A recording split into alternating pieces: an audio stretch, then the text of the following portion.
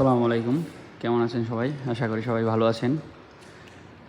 দেখতে পাচ্ছেন উপকেন্দ্রের ডিউটি আজকে আমার, যে ফোনটা মূলত গরমের সময় থাকলে লোডশেডিং থাকে, আর এখন শীতের সময় আমাদের এদিকে সেচ ওঠানো হচ্ছে, কাজ হচ্ছে।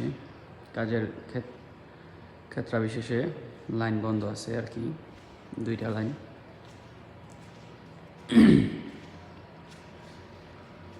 যদি গরমের সময় থাকতো, গরমের সময় থাকলেই ফোনটা অনবরতই বাজতে থাকতো বা ফোন কল আসতেই থাকতো। আর শীতের সময় ডিউটি করতেও কিন্তু তেমন কোনো চাপ নেই, শুধুমাত্র যদি না কোনো সমস্যা হয়।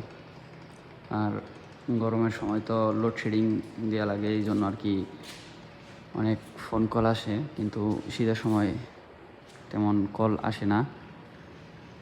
এই আর কি বলতে চাচ্ছি যে শীতের দিন আর গরমের দিনের পার্থক্য, যে শীতের দিন বিদ্যুৎ সব সময় থাকে আর গরমের দিন থাকে না, লোডশেডিং দিতে হয়। কারণ গরমের দিনে লোড বেশি চালানো হয়, মানুষ অনবরত বৈদ্যুতিক পাখা এবং অন্যান্য আসবাব, অন্যান্য যেই সব আছে ইলেকট্রিক জিনিস আছে সেগুলো বেশি চালায়, কিন্তু শীতের দিনে এতটা ব্যবহার হয় না, তাই লোড তেমন বেশি থাকে না বা চালায় না।